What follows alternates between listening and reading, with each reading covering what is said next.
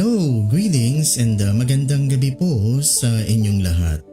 This is your Kaspacer and Space Commander, Professor Jun Cajigal from the BEDAN Society of Young Astronomers, San Beda University, Manila. And welcome again to another online telescope viewing, and this time you are viewing on screen our waxing gibbous moon at about 96% illumination. So today mga ka-spacers is November 17, 2021. And again, we are viewing live and alive from Las Piñas our waxing gibbous moon at 96% illumination. So mga ka-spacers, we have clear skies tonight. Kunti lang yung ulap and talagang malinaw na malinaw yung image na binibigay ng aking telescope. And again, you are viewing our moon live and alive from Las Piñas po. And I am using here a Vixen 80mm refracting telescope. Mukhang nawiwili na ako sa refractor with a 15mm Plossil eyepiece with a webcam attached to it hooked to my laptop. That's why you are viewing this image of the moon live and alive from Las Piñas. Ayan po, so dun sa mga kabubukas lang po ng kanilang mga laptops, ang kanilang mga cellphones, magandang gabi po sa inyong lahat. And this is an online telescope viewing of our moon. Kasi po talagang ako'y nag-aalangan pa sa face-to-face public telescope viewing, though mababa na po yung ating quarantine status. We are on alert level 2 pero still medyo nag-aalangan pa ho ako. So siguro hanggang dito muna tayo, online telescope viewing muna tayo. Mahintay na lang muna natin siguro yung alert level 1. And kahit naka-online setup po tayo, we are bringing the telescope to you mga ka-spacers, because this is our advocacy here in the BEDAN Society of Young Astronomers, at yun din po yung aming advocacy dito sa Manila Street Astronomers, in which I am also a member. We want to bring the telescope to you mga ka-spacers para ma-appreciate nyo po ang ganda ng mga heavenly bodies like the moon and the planets.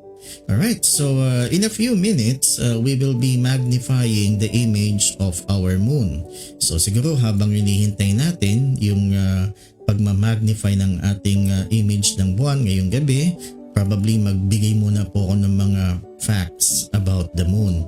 So alam niyo po mga ka-spacers, ang moon natin is about 2,159 miles in diameter, or that's about 3,476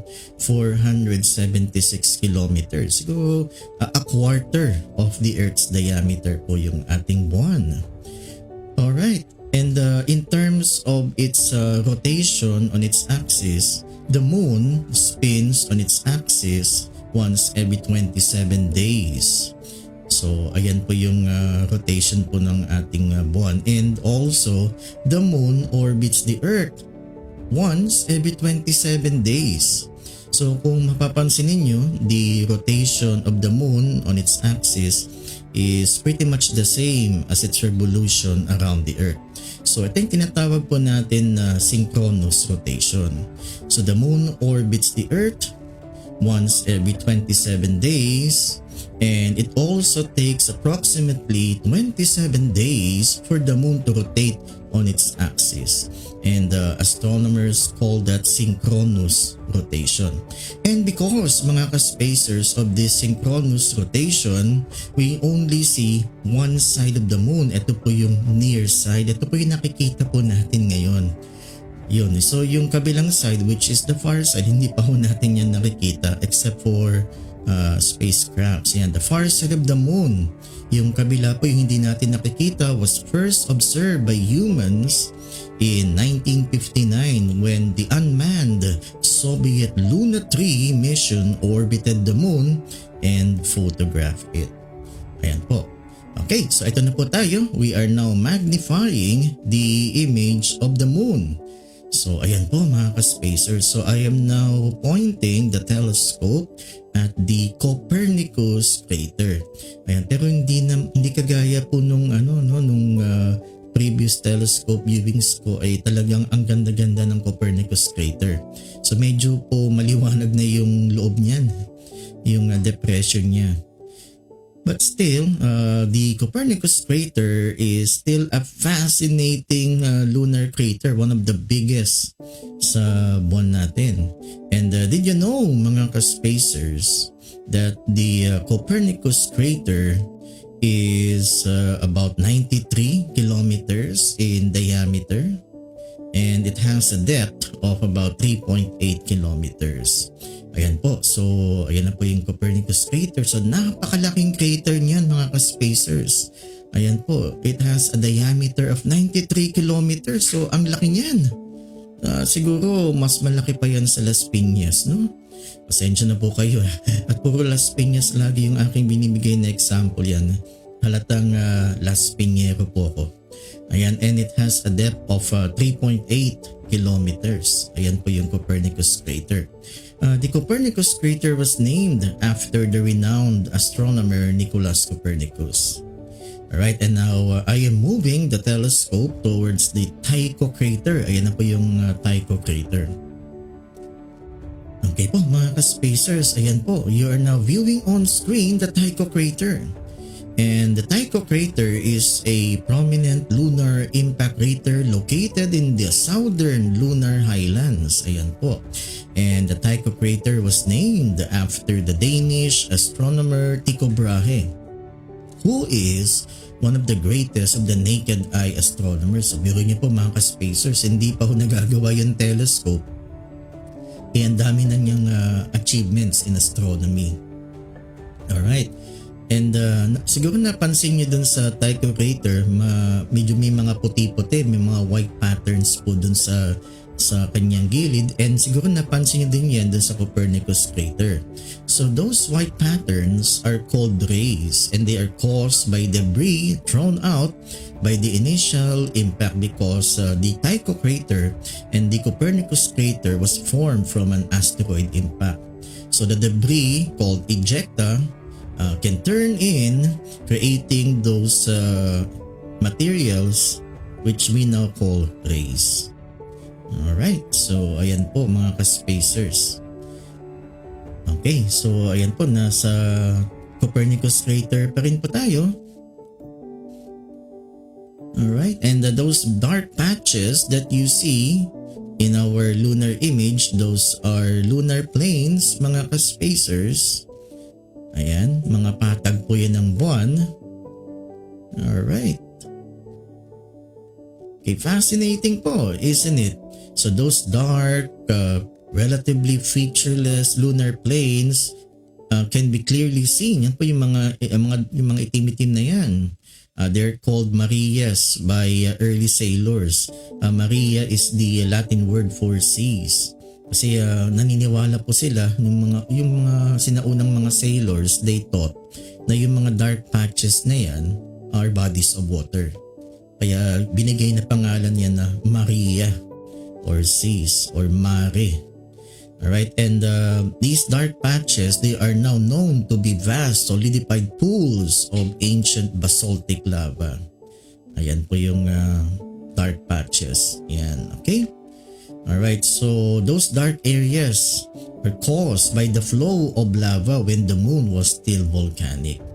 And those bright areas that you see, yan yung mga parang puti-puti na butlig-butlig, and those white areas, those are lunar highlands and the impact craters.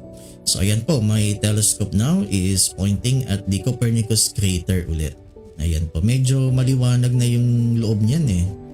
And makikita niyo yung prominent white patterns, yung rays niya. Alright, so that's our magnified image of the moon tonight. We are now viewing on screen again the waxing gibbous moon at 96% illumination mga ka-spacers. So today is November 17, 2021. So if you have any questions or comments or even reactions kung nagagandahan po kayo sa ating lunar image tonight, just type in your comments, your reactions, or kung meron po kayong tanong in our comment section below. Yan, huwag po kayong mahiya. And sana masagot ko po ang inyong mga katanungan. Okay, so ayan po yung ating waxing gibbous moon tonight. And sa mga nanonood po ngayon, maraming salamat po.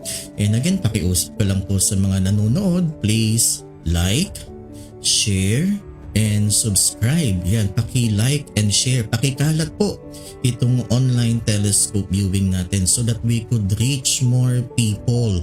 We could reach more students para ma-inspire sila to love the sciences, especially astronomy. At ito po yung aming advocacy dito sa BEDAN Society of Young Astronomers, and ganun din po sa Manila Street Astronomers na miyembro din po ako. And again, we would like to bring the telescope to you, mga ka-spacers, para ma-appreciate nyo yung ganda ng buwan and the other heavenly bodies.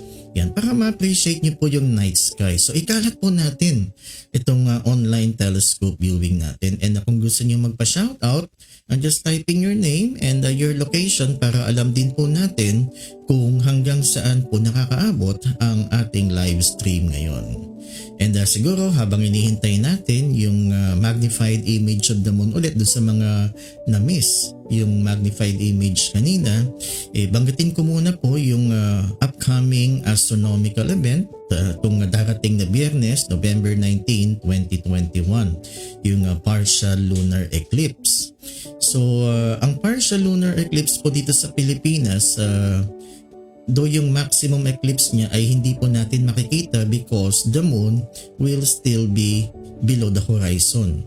So ang start po ng eclipse, first the moon will pass through the penumbral shadow of the earth. Ano nga ba tong penumbral shadow? Ito po yung lighter shadow that is cast by the earth. Ayan, and meron pang dark shadow called the umbra.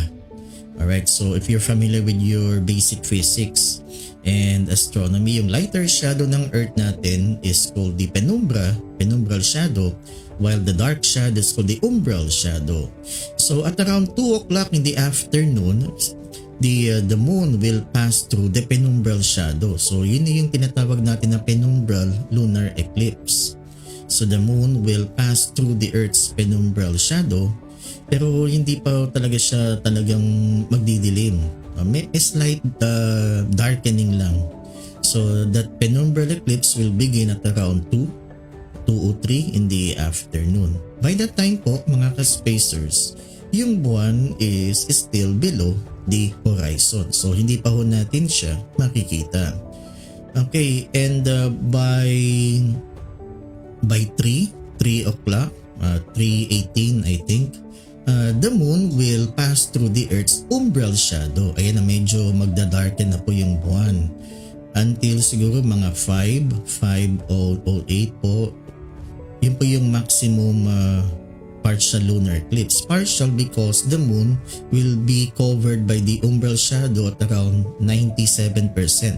So 97% of the moon will be covered by the earth's umbral shadow. So hindi lahat po, hindi 100%. 97% lang ng buwan will pass through the earth's umbral shadow. Kaya tinawag siyang partial lunar eclipse. Okay, so mga 5 po yun ng hapon. Kaso, yung maximum eclipse na yan, hindi ho natin siya makikita kasi nasa baba pa ho siya ng horizon. Moonrise here in the Philippines will be around 5:25 po ng hapon. By that time po, patapos na po yung nakalampas na po tayo dun sa maximum eclipse. Pero maganda pa rin po yung buwan pag umangat na po yung buwan sa horizon. Pag makikita po natin sa horizon, makikita po natin yung reddish tinge ng buwan. Again, because of the atmosphere and the so-called Rayleigh effect or Rayleigh scattering. So we would see that reddish tinge of the moon. So yun ang tinatawag nilang blood moon. Kaya lang hindi 100% po. And by that time, siguro mga 5:30, 5:45, 6 o'clock, ayan, patapos na po yung maximum eclipse. So anyway, makikita pa ho natin yung reddish tinge ng buwan. So by that time, mga 5:30, ihanda nyo na po ang inyong mga cameras, yung mga cellphone cameras ninyo or telescopes kung meron po kayong telescope, and you can take pictures of that partial lunar eclipse. So visible na siya pag angat ng buwan at around 5:25 in the afternoon pag nasa above the horizon na po yung buwan. The partial eclipse will end at around 6:45 in the evening. Then yung buwan po dadaan na siya sa penumbral shadow ulit. So we will be witnessing the penumbral eclipse. Visible na po yan dito sa Pilipinas, and the penumbral eclipse will end at around 9 o'clock in the evening. So hindi ho tayo lugi mga ka-spacers. Masisilayan po natin ang partial lunar eclipse. Okay, ito na po yung magnified image of the moon ulit mga ka-spacers. Ayan, so namnamin po natin ang ganda ng magnified image of the moon. And ito po ulit, I am pointing my telescope towards the Copernicus crater. Ayan po yung Copernicus crater, mga ka-spacers. Alright, so again po, ang Copernicus crater is 93 kilometers in diameter. My gosh, ang laki. And it has a depth of 3.8 kilometers. Naku, lalim. Alright, galing. Okay, namamanga talaga. So the Copernicus crater is a lunar impact crater, and the crater was named after the renowned astronomer Nicholas Copernicus. Kung alam niyo po, in our history, Nicholas Copernicus gave us the heliocentric model. So sabi niya, yung sun daw ay nasa gitna ng solar system. Yung Earth revolves around the sun and all the visible planets. So kinontra po niya si Ptolemy, if you will recall in your history. Okay, and now I am moving my telescope towards the Tycho crater, mga ka-spacers. Wow! Ayan po, yan, kitang-kita pa po yung Tycho crater. Ayun, ang laking crater din yan. The Tycho crater has a depth of about 4.8 kilometers. Parang mas malalim pa nga ito kaysa sa Copernicus crater. Pero malaki yung Copernicus kasi 93 kilometers in diameter yung Copernicus crater. Ang Tycho crater naman po is only 85 kilometers. Pero malaki pa rin po yun. Okay, malaking crater po siya. And the Tycho crater is a prominent lunar impact crater located in the southern lunar highlands, named after the renowned Danish astronomer Tycho Brahe, and who is considered one of the greatest of the naked eye astronomers, meaning he contributed a lot before the development of the telescope. So wala pang telescope ng mga ka-spacers, marami na siyang na-achieve in astronomy, like calculating the apparent angular distances of stars. He also studied Mars. Yeah. So galing ni Tycho Brahe. Wala pang telescope noon. Alright, and what you're seeing right now mga ka-spacers are dark patches or lunar plains. Yung mga patag po yan ng buwan, or ang tawag po dyan ay Maria, which is the Latin word for seas. Ayan po, because early sailors thought of them as bodies of water. Pero ngayon alam po natin, because of the development of the telescope, they are now known to be vast solidified pools of ancient basaltic lava. Pero yung yung soil ng moon is made of regolith. Yan. Okay, so ayan po yung and yung mga puti-puti na yan, yung mga parang butlik-butlik na puti, those are lunar highlands and impact craters. Alright mga ka-spacers, so eto na naman yung Tycho crater ulit. Ayan po, so namnamin po natin yun, ang ganda. And talagang ma-amaze kayo sa Tycho crater na binibigay po ng ating telescope ngayon. And yung nasa taas po, yung Copernicus crater. Grabe, galing. So if you have any reactions or comments of what you are seeing right now on screen, please type in your comments or your reactions in our comment section below. Ayan po, I am pointing my telescope again at the Copernicus crater and makikita niyo pa rin po yung mga white patterns na yan or rays. Ayan po, surrounding the Copernicus crater. Ang galing po. So ako namamangha talaga sa buwan. Para po tayong nakasakay sa Apollo spacecraft, no? We are orbiting the moon. So ang galing po, no? Galing mga ka-spacers. So again, what you're seeing right now is the magnified image of the waxing gibbous moon. Ayan po. So sana po nagustuhan niyo po yung ating magnified image of the moon. Okay. Ayan po mga ka-spacers. So there you have it mga ka-spacers. Okay. So ayan, magpa-shoutout po muna tayo. Okay, so shoutout kay Miss Hannah Marie France Tan. Ayan, estudyante ko po siya. Watching all the way from Quezon Province. Wow! Ayan, okay. Thank you Miss Tan for watching this online telescope viewing. Yan, i-share mo to sa parents mo. Ipakita mo yung ganda ng buwan. Ayan, para maalala nila yung kanilang pagmamahalan. Ayan, may kanta ata yun. Nakalimutan ko na yung kanta na yan. Okay, ano nga yung title ng kanta na yan? Please comment down below. Hindi ko nakalimutan ko na yung kanta. Something related to the moon. Tagalog po yun. Dilaw na buwan or something. Okay, and shout out kay Mr. Renz Guyver Calianta. Ayan, good evening po daw sir. And marami pong salamat sa mga nanonood po ngayon sa ating online telescope viewing of the waxing gibbous moon.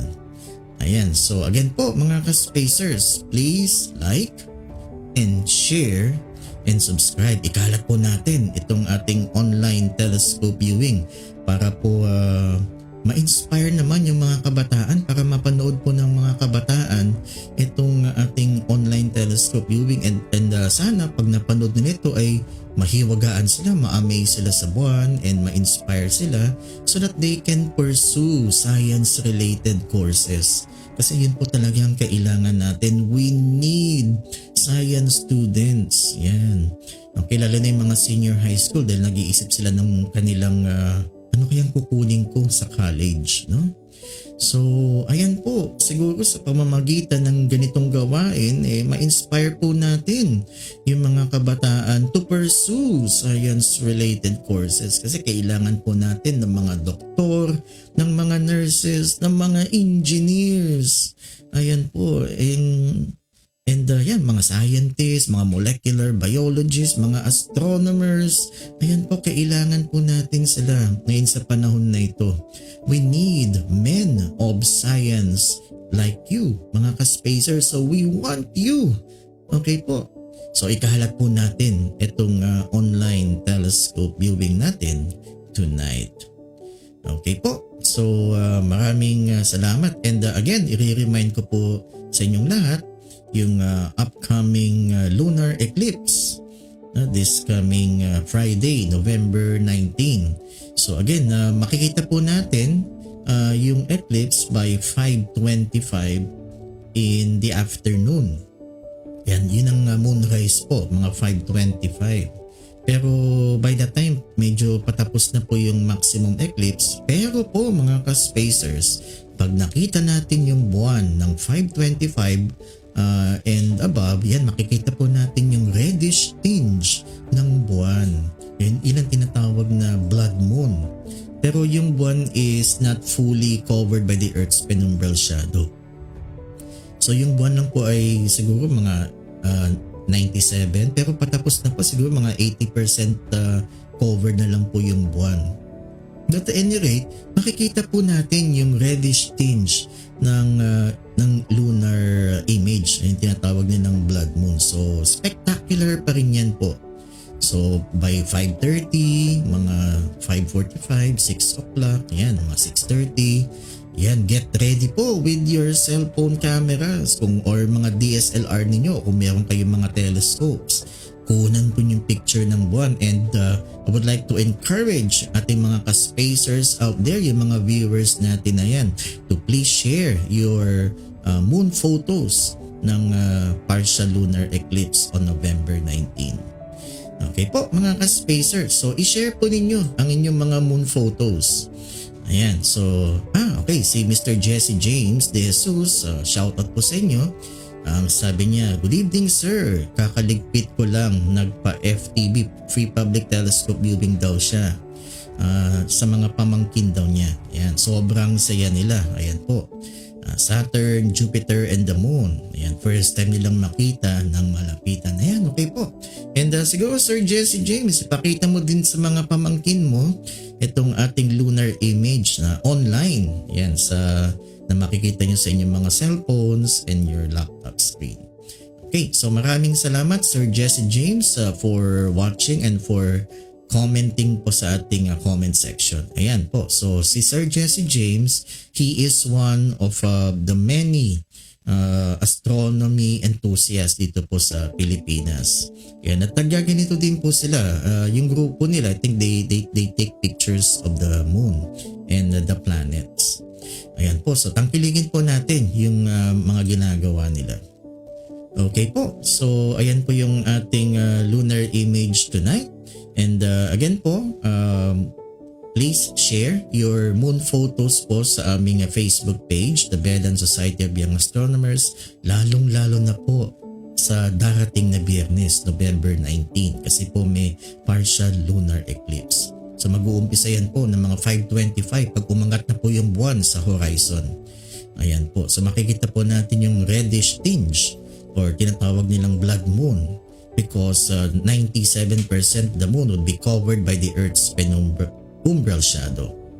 Okay, so ito na po yung last attempt natin to magnify the image of the moon.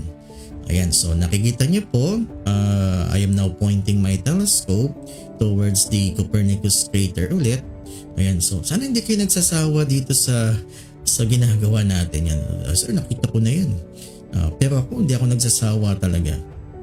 Ayan, and you're seeing those dark patches. Again, those dark patches are lunar planes, mga patag po yan ng buwan.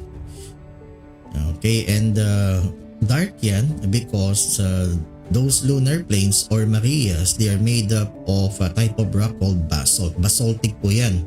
And they are caused by lava flows when the moon was still volcanic.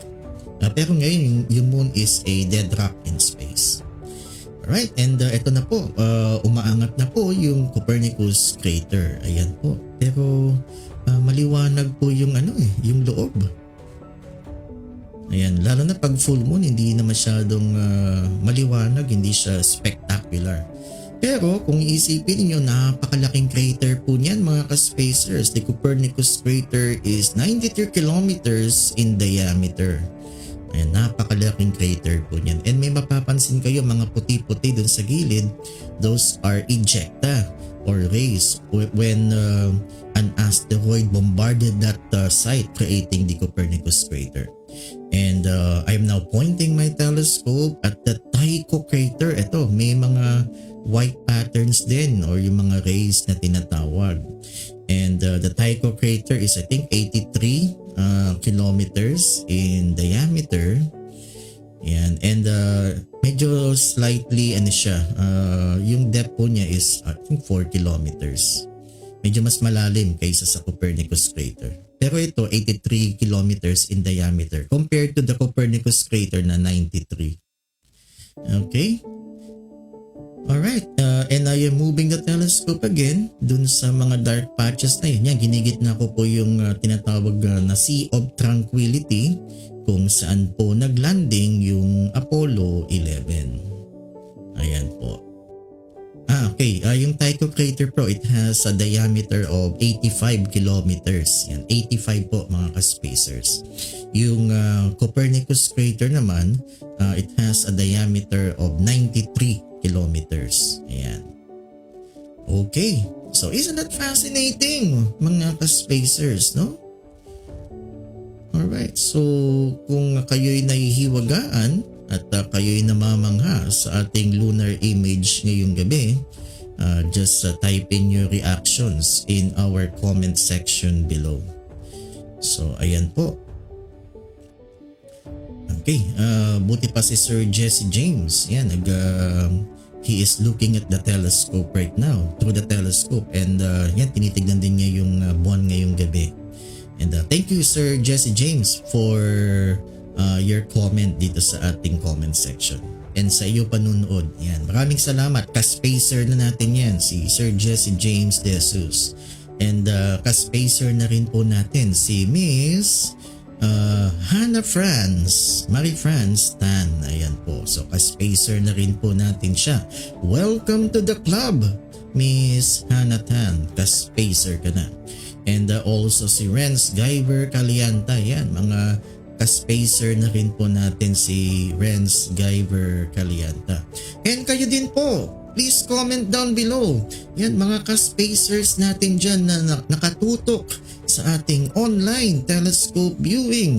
Mag-comment na po kayo kung kayo nahihiwagaan, kung kayo talagang tumutulo ang laway ninyo sa ating magnified image of the moon tonight. Okay po. Ayan po. So that's our magnified image of the moon. Ayan po yung Copernicus crater. Okay po. So marami pong salamat sa inyong pagtutok at sa inyong walang sawang panunood. Ayan po. So ibalik na natin yung buwan sa kanyang original size. So marami pong salamat sa inyong pagtutok, sa inyong panonood sa ating online telescope viewing. And bukas, kung clear pa yung skies, magaganito pa rin tayo. And because we would want to bring the telescope to you, mga ka-spacers. Ayan po. Okay, and this coming Friday, magla-live din po tayo. Antabayan na po natin yung aming live feed dun sa Partial Lunar Eclipse. Okay, so yan, mark the date mga ka-spacers. We will be witnessing a partial lunar eclipse this coming Friday. Kaya lang po, ito na po, to be honest with you, may nakita kong balita kanina na may parating na low pressure area dito po sa Pilipinas and swak na swak sa Luzon. Pero sana wag mangyari yun. Let's pray for clear skies this coming Friday. Okay, so this is your ka-spacer and Space Commander Professor Jun Cajigal from the BEDAN Society of Young Astronomers saying live long and prosper. Okay, maraming salamat po. Thank you and always stay safe. Wear your face mask and face shield. Maraming salamat po.